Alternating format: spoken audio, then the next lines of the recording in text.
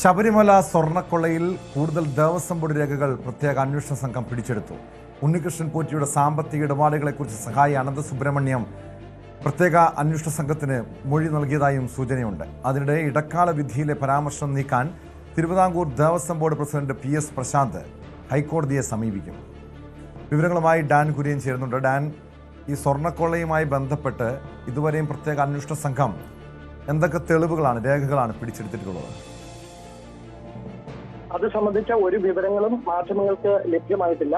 തെളിവുകൾ അതീവ രഹസ്യമായിട്ടാണ് കളക്ട് ചെയ്യുകയും പിന്നീട് അത് കോടതിയിൽ അതുമായി ബന്ധപ്പെട്ട റിപ്പോർട്ട് കഴിഞ്ഞ ദിവസം സമർപ്പിക്കുകയും ചെയ്തിരിക്കുന്നത്. പക്ഷേ നമുക്ക് ലഭിക്കുന്ന സൂചനകൾ അനുസരിച്ച് ദേവസ്വം ബോർഡ് ആസ്ഥാനത്ത് നിന്ന് ദേവസ്വം വിജിലൻസ് നേരത്തെ കണ്ടെത്തിയ വിവരങ്ങൾ ശരിവെക്കുന്ന തരത്തിലുള്ള തെളിവുകളാണ് പ്രത്യേക അന്വേഷണ സംഘവും കണ്ടെത്തിയിരിക്കുന്നത് എന്നാണ് മനസ്സിലാക്കാൻ കഴിയുന്നത്. അതുകൊണ്ട് തന്നെയാണ് ഉണ്ണികൃഷ്ണൻ പോറ്റിക്കും ദേവസ്വം ബോർഡിലെ ഉദ്യോഗസ്ഥർക്കും പുറമെ ചില രാഷ്ട്രീയ നേതൃത്വത്തിലേക്ക് വിരൽ ചൂണ്ടുന്ന തരത്തിലുള്ള പരാമർശങ്ങൾ കോടതിയുടെ ഭാഗത്ത് നിന്ന് കഴിഞ്ഞ ദിവസം ഉണ്ടാവുകയും ചെയ്തത്. പ്രത്യേകിച്ച് 2019 ഭരണസമിതിയുടെ ഭാഗത്തു നിന്ന് ഗുരുതരമായ അനാസ്ഥ ഉണ്ടായിട്ടുണ്ട് എന്ന് വ്യക്തമാക്കുന്ന വിവരങ്ങൾ ദേവസ്വം വിജിലൻസ് നടത്തിയ പരിശോധനയിൽ തന്നെ കണ്ടെത്തിയതാണ്.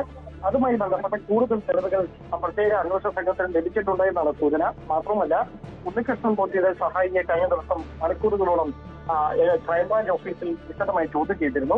അതിൽ നിന്ന് ഉണ്ണികൃഷ്ണൻ പോറ്റിക്ക് ദുരൂഹമായ നിലയിൽ ഉണ്ടായിരുന്ന സാമ്പത്തിക ഇടപാടുകൾ സംബന്ധിച്ച കൂടുതൽ വിവരങ്ങൾ പ്രത്യേക അന്വേഷണ സംഘം ചോദിച്ചറിഞ്ഞതായാണ് വിവരം. അവിടെയാണ് ഈ സ്വർണ്ണപ്പാളി, മോഷ്ടിച്ച സ്വർണ്ണപ്പാളി പലർക്ക് കൈമാറിയത് വഴി ഉണ്ടായ സാമ്പത്തിക നേട്ടത്തിന്റെ ഒരു ബാക്കി വിഹിതങ്ങൾ ഉദ്യോഗസ്ഥർക്കുമായി വിഹിതം വെച്ചു എന്ന തരത്തിലുള്ള ഒരു മൊഴി ഈ അനന്തസുബ്രഹ്മണ്യം നൽകിയത് എന്നാണ് സൂചന. അങ്ങനെയെങ്കിൽ ആരൊക്കെയാണ് ഇതിന്റെ ലാഭം കൈപ്പറ്റിയത് എന്നതിനെ കേന്ദ്രീകരിച്ചുകൊണ്ടായിരിക്കും ഇനി അങ്ങോട്ട് അന്വേഷണം നടക്കുക. 10 ദിവസം മാത്രമാണ് പൂർത്തിയായിരിക്കുന്നത് അന്വേഷണത്തിന്റെ. ഇനി ശേഷിക്കുന്ന ബാക്കി ദിവസങ്ങൾ കൊണ്ട്, പ്രത്യേകിച്ച് ഏതാണ്ടൊരു 4.5 ആഴ്ചയോളം വരും. ആ 4.5 ആഴ്ചകൾ കൊണ്ട് പരമാവധി തെളിവുകൾ ശേഖരിക്കേണ്ടതുണ്ട്. അതോടൊപ്പം 14 ദിവസത്തേക്ക് മാത്രമാണ് കസ്റ്റഡിയിൽ നൽകിയിരിക്കുന്നത് ഉണ്ണികൃഷ്ണൻ പോറ്റി. പത്തനംതിട്ടയിലും ബംഗളൂരു ഉൾപ്പെടെയുള്ള സ്ഥലങ്ങളിൽ എത്തിച്ച് വിശദമായ തെളിവെടുപ്പ് ഉൾപ്പെടെ പൂർത്തിയാക്കാനുള്ള നീക്കങ്ങളാണ് പ്രത്യേക അന്വേഷണ സംഘം നടത്തിക്കൊണ്ടിരിക്കുന്നത്. രാഷ്ട്രപതി പത്തനംതിട്ടയിൽ നിന്നും മടങ്ങിയതിനു ശേഷം പത്തനംതിട്ടയിലേക്ക് ഉൾപ്പെടെ വിശദമായ തെളിവെടുപ്പിന് വേണ്ടി ഒരുപക്ഷെ ഉണ്ണികൃഷ്ണൻ പോറ്റിയെ ഉടൻ തന്നെ എത്തിച്ചേക്കുമെന്നാണ് സൂചന.